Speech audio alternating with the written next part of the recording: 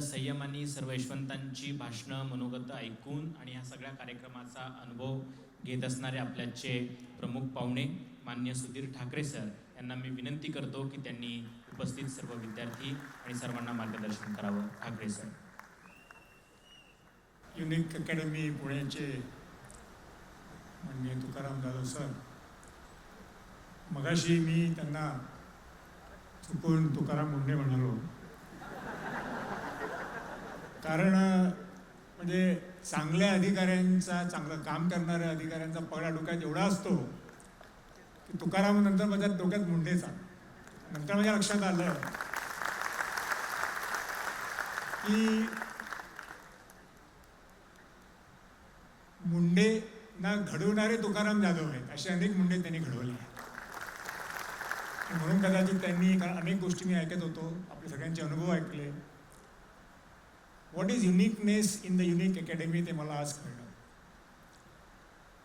आणि त्यांच्याबरोबर त्यांचे मनोहरराव भोळे आहेत, आहे मनोहर तरी, पण ते भोळे नाही, नावात काय आहे म्हणतात ते, याचं उदाहरण म्हणजे भोळे आहे. मग असे बघितलं सगळ्यांनी की सगळ्यांनी सांगितलं की बाबा त्यांच्याकडे गेल्यानंतर जसं आपला भोळा शंकर वरदान देतो तसं वरदान द्यायचं की तू होणार, आणि होणार पण नाही, झाले. म्हणजे शंकरानंतर कोणाचं वर जर पूर्णपणे फळत असेल तर तो त्यांचा फाळलेला आहे. म्हणजे आहे भोळे तरी प्रचंड कॉन्फिडन्स निर्माण करी, आहे त्याचं कारण. ते काही त्यांनी तुम्हाला पेपर फुटून सांगितले, काही तुम्हाला त्यांनी आणखी वेगळ्या पद्धतीने तुम्हाला काही मदत केली असं नाही. But he instil the confidence in you. असं आहे की हनुमानामध्ये खूप शक्ती होती म्हणतात.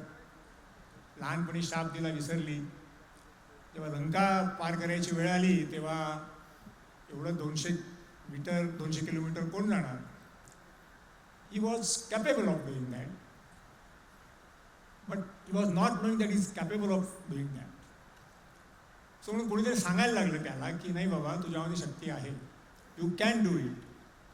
सो दिस स्टील जो कॉन्फिडन्स होतो तो विषय महत्त्वाचा आहे, आणि त्या कॉन्फिडन्स निर्माण करण्याचं काम ते करतात हे मी ऐकलं होतं, पण प्रत्यक्षात आज पाहिलं आपल्या सगळ्याच्या अनुभवातून तेव्हा कळलं. दोघांचं या ठिकाणी या अकॅडमी चालवण्याबद्दल अभिनंदन. त्याचबरोबर आपण सगळे या ठिकाणी जे जे आपले अनुभव कथन केले सगळ्यांचे मी लिहून घेतले आहे. सगळ्यांच्या अनुभवावर तर मी काही बोलू शकणार नाही, परंतु वेळ फार झालेला आहे. आपण सगळे थकला आहात मला माहिती आहे, म्हणजे फिजिकली थकण्यापेक्षा ऐकून ऐकून थकला असाल आपण. त्यामुळे मी जास्त वेळ तुमचा घेत नाही. आपल्याशी संवाद साधायला पुन्हा एखादी दुसरी संधी मिळाली तर त्याचा निश्चितपणे मी विचार करेन. पण ज्या सुधारणांबद्दल आपण बोलला, लोकसेवा आयोगामध्ये एका विशिष्ट बॅकग्राऊंडवर त्या सुधारणा कराव्या लागल्या. त्या ठिकाणी जी काही परिस्थिती त्याआधी होती, त्याच्यानंतर जसं भोळे सरांनी तुमच्यात कॉन्फिडन्स इन्स्टिल केला, तसंच MPSCबद्दल सुद्धा कॉन्फिडन्स इन्स्टिल करणं, ती ट्रान्सपरन्सी आणून करणं आवश्यक होतं. तो करायचा प्रयत्न केला. अर्थात आज आपल्यापैकी काही जणांनी त्या सूचना, त्या केलेल्या काही ज्या इम्प्रूव्हमेंट्स आहेत त्याबद्दल त्या चांगल्या जर सांगितलं, काहींनी त्याबद्दल शंकाही निर्माण केल्या, निश्चितपणे योग्य आहेत. तर मला वाटतं की जसं नोटबंदीमध्ये दोन्हीकडून निर्माण झाल्या, तसं या MPSCमध्ये ज्या काही आपण सुधारणा केल्या त्याच्याबद्दल दोन विचार असू शकतात. मी असं म्हणत नाही की त्याच्यामध्ये दोन विचार असणार नाही, आहेत.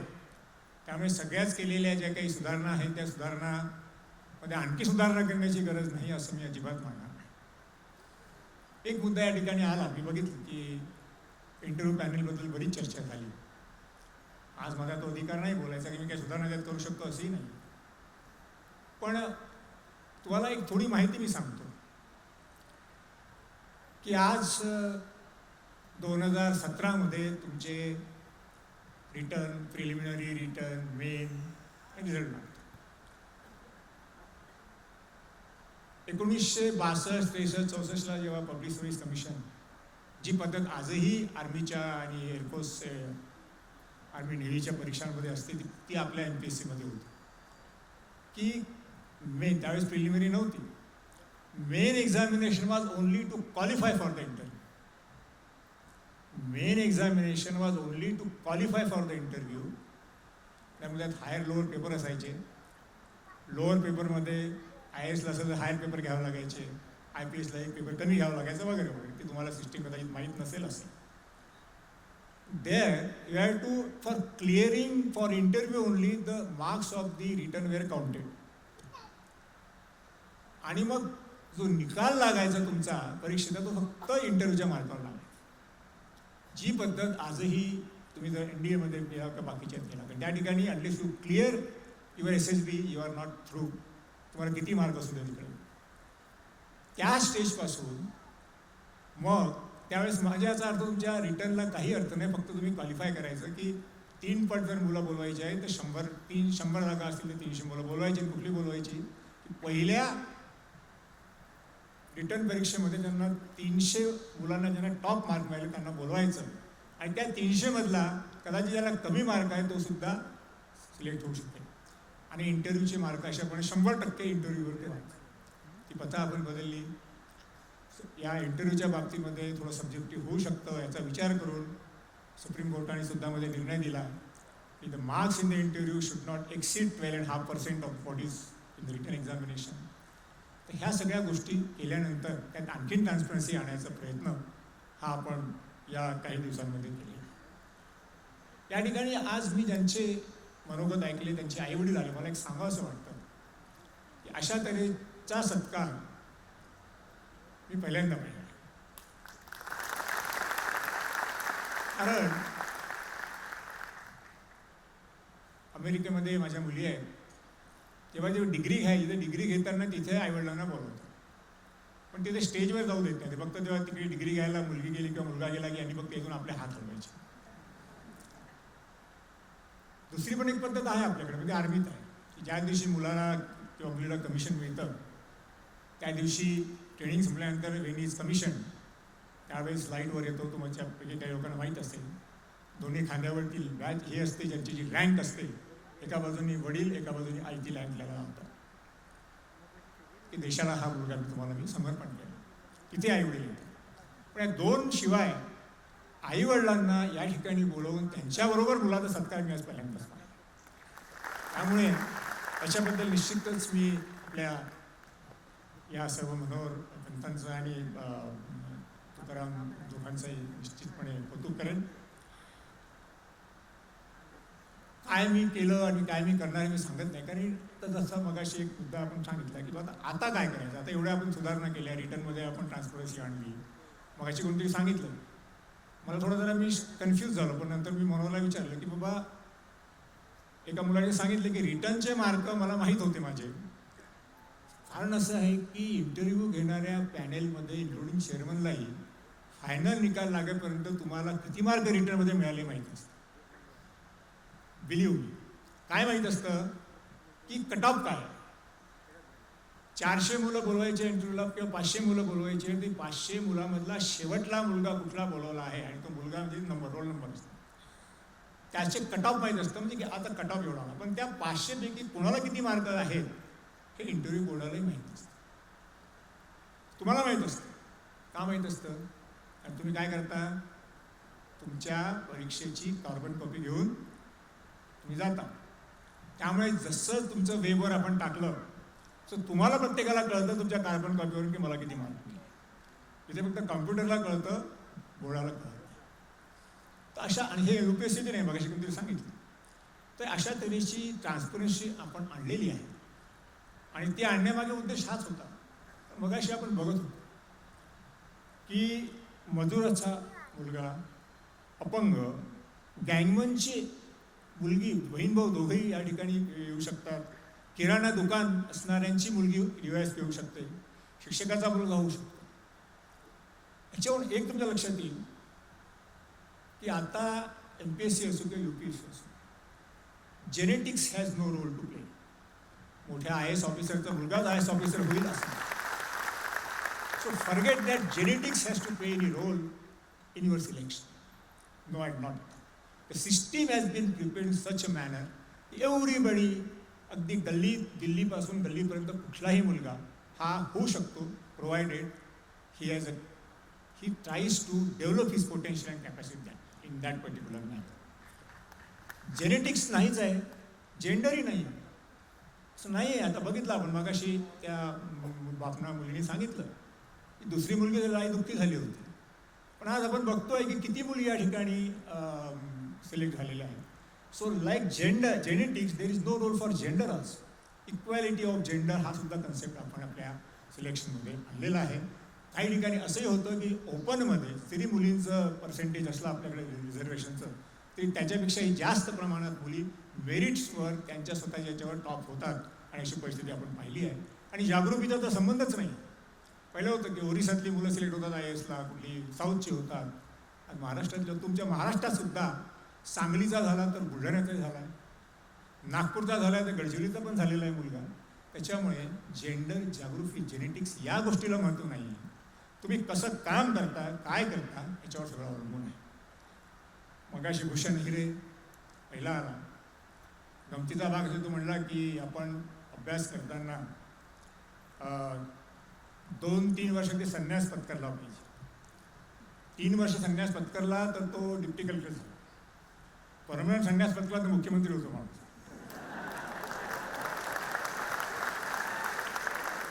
गमतीचा भाग सोडूया, पण त्याला काय म्हणायचं होतं की संन्यस्त वृत्तीने एकाग्र दृष्टीने जर आपण आपलं काम केलं तर ते निश्चितपणे होऊ शकतं. ते होत नाही. ते झालं असतं काय आहे, तुम्ही बघितलं ना की सगळ्याच परीक्षेला आपल्या कॉम्पिटेटिव्हला graduation is a minimum qualification. कुठलाही ग्रॅज्युएट, आता पण ती काढून टाकलं आहे की ॲग्रिकल्चर ग्रॅज्युएट असेल त्याला जास्त मार्क मिळतील, कारण सगळ्याला आपण everybody should know something of everything या पद्धतीने आपण परीक्षा घेतो. कुठलाही आपण आता सब्जेक्ट आपण ऑप्शनल ठेवलेला नाही आहे. UPSCने आता एक कमी केला, काही दिवसात दुसराही कमी होऊन जाईल. काही गोष्टी आपण आधी केल्या नंतर UPSCने केल्या, काही कदाचित UPSC करायला आपल्याला करावं लागतील. आता मला माहीत आहे की तुमचे मराठीचे आणि इंग्लिशचे पेपरसुद्धा ऑब्जेक्टिव्ह झालेले आहेत. हे का केलं आपण? कारण तुम्ही जर सब्जेक्टिव्ह पद्धतीने ज्यावेळेस आपण पेपर टाकतो जे आम्ही दिलेले आहेत ते जर तुम्ही बघितलं असतं, मी ते बघितलं आहे, मला I got a opportunity to see those papers subjective पद्धतीने. इकडे पेपर टाकला 20 मार्क, कदाचित तुमच्यापैकी एखाद्याने त्यात तोच पेपर तपासला, मी तपासला तर मी 60 मार्क दिले, दुसऱ्याने त्याला 30च मार्क दिले असते, एखाद्याने 10 मार्क दिले असते. ही ऑब्जेक्टिव्हिटी, ही आपली सब्जेक्टिव्हिटी काढून टाकण्यासाठी आपण ऑब्जेक्टिव्हिटी तर टीका झाली. पण जेव्हा हजारो लाखो मुलं बसतात त्यात कुठेतरी आपल्याला ट्रान्सपरन्सी आणली पाहिजे, सिस्टमॅटिक गोष्ट आणली पाहिजे. ते सिस्टमॅटिकपणा, ट्रान्सपरन्सी, सगळ्यांमध्ये पॅरिटी आणली पाहिजे, सगळ्यांमध्ये याच्यामध्ये इक्वेटेबल सगळ्यांना मिळालं पाहिजे या दृष्टीने आपण या सगळ्या गोष्टी केलेल्या आहेत आणि त्या पद्धतीने जास्तीत जास्त प्रयत्न केलेले आहेत. काही ठिकाणी पद्धत असते. एक महत्त्वाचा मुद्दा मग अशी काढण्यात आला की बाबा एका पॅनेलला दुसरे मार्क जास्त, दुसऱ्या पॅनलला कमी का? UPSCमध्ये ती पद्धत आहे. काय होतं की जेव्हा 8-10 पॅनेल बसतात, काही UPSCचे इंटरव्ह्यू मी पण घेतलेले आहेत, काही चेअरमन असताना तिकडे बोलावतात आपल्याला घ्यायला, तर तिथे एक सिस्टीम असते. आपल्याकडे प्रॉब्लेम काय की तुम्हाला जे काही इंटरव्ह्यू मिळालेले मार्क आहेत ते इंटरव्ह्यू मिळालेले जसे मार्क थेअरीचे माहीत नसतात, तसेच इंटरव्ह्यू झाल्या ते सील होतं आणि सील केल्यानंतर जेव्हा अगदी शेवटी सगळ्यांचे इंटरव्ह्यू पूर्ण होतात त्याच वेळेस मग ते कॉम्प्युटरला फीड होऊन, कारण काय असतं की तुम्हाला आजकाल माहिती आहे आपण इंटरव्ह्यू नाव विचारतो, मार्क जे दिले जातात ते कोड नंबरला दिल्या जातात, कोड नंबर समोर मार्क दिले जातात, त्यांना नाव माहीत नसतं, तुमची जात माहीत नसते इंटरव्ह्यू पॅनल. या सगळ्या सिस्टीम्स आपण त्यात आणलेल्या आहेत. आणि मग शेवटी सगळ्याचं झाल्यावर जेव्हा कमिशनची फायनल मीटिंग बसते त्यावेळेस मग सगळे ते पॅकेट्स फोडले जातात आणि मग सगळ्यांचं ते इंटरव्ह्यूचे मार्क कळतात. पण त्या ठिकाणी UPSCमध्ये एक पद्धत आहे की तो अधिकार तिथे त्यांनी चेअरमनला दिला आहे की दर दिवशी इंटरव्ह्यू झाल्यानंतर 10-8 पॅनल तिथे असतात, त्या पॅनेलमध्ये मार्क दिल्यानंतर इंटरव्ह्यूचे कॉन्फिडन्स असा एक ठेवण्यात आला आहे चेअरमनवर नाही, सेक्रेटरीवर, की संध्याकाळी ते त्यांच्या कस्टडीमध्ये जेव्हा सगळे पॅकेट्स येतात ते स्वतः फक्त तेच फोडू शकतात, दुसरं कोणी फोडू शकत नाही. आणि मग त्याच्यामध्ये जे इंटरव्ह्यूला मार्क मिळालेले प्रत्येक पॅनेलचे, त्या प्रत्येक जणाला प्रत्येक पॅनेलने दिलेल्या मार्काचं ॲव्हरेज काढलं जातं की समजा 10 मुलांचे इंटरव्ह्यू झाले, 10 मुलांचं ॲव्हरेज यांनी काय दिलेलं आहे, 70 दिले असेल, कोणी 60 दिले असतील, कोणी वगैरे वगैरे दिलं. अशा सगळ्यांनी दिलेल्या मार्काचं ॲव्हरेज काढलं जातं 10 पॅनेलचं. आणि मग त्याचं ॲव्हरेज निघाल्यानंतर ज्या पॅनेलचं मार्किंग पर्सेंटेज ±3 असेल, मोर दॅन 3% किंवा लेस दॅन 3% असेल, तर अशा पॅनेलला दुसऱ्या दिवशी सकाळी फक्त टिंक करतात. हे काही तुम्ही असे मार्क देऊ नका असं त्यांनी म्हटलं येत नाही, कारण that is a selection which is independent selection. पण एक असा मेसेज जातो की your panel is exiting +3 or -3. आणि मग त्याच्यानंतर मग त्यांच्या लक्षात येतं की बाबा बाकीच्या पॅनेलपेक्षा आपल्या पॅनेलमध्ये, कारण शेवटी मुलं जी जातात इंटरव्ह्यूला ती काही मेरिटनी या पॅनेलकडे सगळी मेरिटची, त्या पॅनेलकडे सगळी मेरिटची अशी नसतं. ते सगळं रँडमायझेशन होतं आणि सगळी मुलं म्हणजे कदाचित टॉप मार्क मिळणारा मुलगा आणि कमीत कमी मार्क मिळालेला मुलगासुद्धा त्याच पॅनेलसमोर जाऊ शकतो.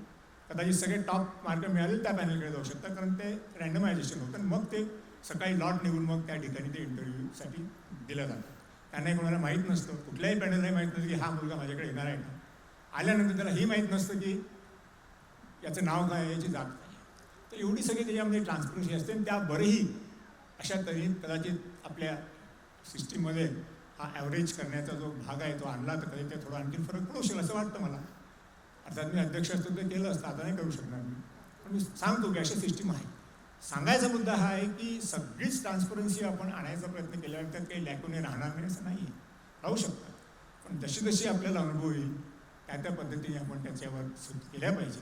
पण हे सगळं करताना आपण आपल्यामध्ये जी कपॅसिटी आहे ती कपॅसिटी डेव्हलप करण्याचा विचार निश्चित केला पाहिजे. कारण तसं तर असतं, एक तुम्ही मगाशीपासून काही मुलं म्हणायचे की आम्ही नापास झालो. एक बघा, MPSC UPSC कॉम्प्युटर नापास कोणीच होत नाही. तुम्ही बघितलं असेल तर मागच्या वर्षी UPSCचे टॉपर मुलीला 51-51% मार्क होते. सो कधी आपल्याकडे सुद्धा मागच्या वर्षी एकदम कमी होते, यावर्षी 65% आहेत UPSCमध्ये. It depends upon the competition. तुम्ही जेव्हा तुमच्या कॉलेजच्या परीक्षेला बसता तेव्हा कॉलेजच्या परीक्षेमध्ये पास नापास हा कन्सेप्ट असतो. पण जेव्हा आपण MPSCच्या किंवा UPSCच्या परीक्षेला बसतो म्हणजे नापास नसतो. बिकॉज फरक एवढाच असतो की depending upon the competition of that year and depending upon the number of candidates happening, number of post, त्याच्यामध्ये माझ्यापेक्षा दुसरा चांगला आहे म्हणून त्याचं सिलेक्शन होतं. त्याचा अर्थ मी नापास होतो असं नाही. It doesn't mean I have potential. कारण मी एकदा तुम्हाला स्ट्रॅटेजीज काढला आहे. साधारणतः सगळ्या परीक्षा मिळून MPSCला दरवर्षी 14-15 लाख पोरं बसतात. आणि मला आठवतं की 2013ला मी चेअरमन असताना MPSCच्या 1960पासूनच्या इतिहासामध्ये सगळ्यात जास्त सिलेक्शन जवळजवळ 6,500 पोरांचं त्यावर्षी आपण केलं होतं. तेवढं कधी सिलेक्शन झालं नाही. आणि या 6,500 आणि 15 लाख याचा जर तुम्ही रेशिओ काढला तर 250-260 मुलांमधनं एक मुलगा सिलेक्ट होतो. याचा अर्थ हा आहे का की 249 जे झाले सगळे नालायक आहेत, that incompetent? No, that depends upon the situation. आणि म्हणून आपल्याला हे एकदा लक्षात घ्यायला पाहिजे की त्याच्यामुळे फ्रस्ट्रेट होऊन देण्याचं काही कारण नाही की बाबा मी सिलेक्ट झालो नाही. शेवटी याच्यामध्ये थोडासा चान्सचा भाग आहे, थोडासा आपल्या त्या वेळेसच्या एकूण परिस्थितीचा भाग आहे. आणि त्याच्यामुळे आपण नापास पास हा कन्सेप्ट डोक्यामध्ये अजिबात आणू नये. पण या उपरीसुद्धा जर काही त्याच्यामध्ये त्रुटी असतील तर त्या आपण निश्चितपणे आपल्या स्वतःच्या ह्याच्यामध्ये करायचा प्रयत्न केला पाहिजे, दुरुस्त करायचा प्रयत्न केला पाहिजे. हार्डवर्क याला कुठलाही पर्याय नाही आहे हे मला मान्य आहे. पण ते हार्डवर्क करताना खूप टणक हार्ड असं त्याचा अर्थ होत नाही. त्या हार्डमध्ये माझं तर असं म्हणायचं तर हार्डमधला तो एच आहे ना तो एवढंच सांगतो. कारण तुमची नाही तर मग काय झालं असतं की जे पोरं आपल्या ग्रॅज्युएशनची तर सगळीकडे क्वालिफिकेशन आहे तर मग ग्रॅज्युएट पोरं सगळेच त्याच, कारण आपल्या शिक्षण पद्धतीचा दोष आहे. आणि कॉम्पिटिशनला तुम्ही जेव्हा बसता तेव्हा त्याच्यामध्ये तुम्हाला ते शिक्षण, ती पद्धत तशी तुम्हाला उपयोगी पडत नाही. कारण that H in heart to my mind starts for development of head, heart and your hand. तिन्ही ज्ञान, कौशल्य, मूल्य, नॉलेज, स्किल्स अँड व्हॅल्यूज हे कदाचित आपल्याला त्याच्यात मिळत नाही. आणि म्हणून मग भोळेंसारख्या किंवा तुकाराम यांच्यासारख्या माणसाची गरज त्या ठिकाणी पडते की the potential which potential of your heart, your hand, your head which is relevant for this kind of situation हे कसं डेव्हलप करायचं त्यासाठी निश्चितपणे मार्गदर्शन आपल्याला घेतलं पाहिजे. मग तो ए येतो तो मग आहे ॲटिट्यूड आहे, ॲप्टिट्यूडसाठी.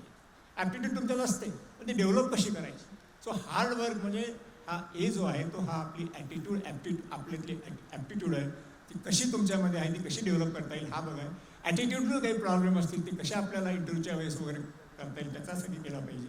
हा त्याच्यामधला खरा भाग आहे. आणि तिसरा जो आर आहे तो तसे महत्त्वाचा आहे. इट इज नॉट आपण रिव्हिजन करतो, वारंवार रिव्हिजन करतो. रिव्हिजनला दोन फोड करा.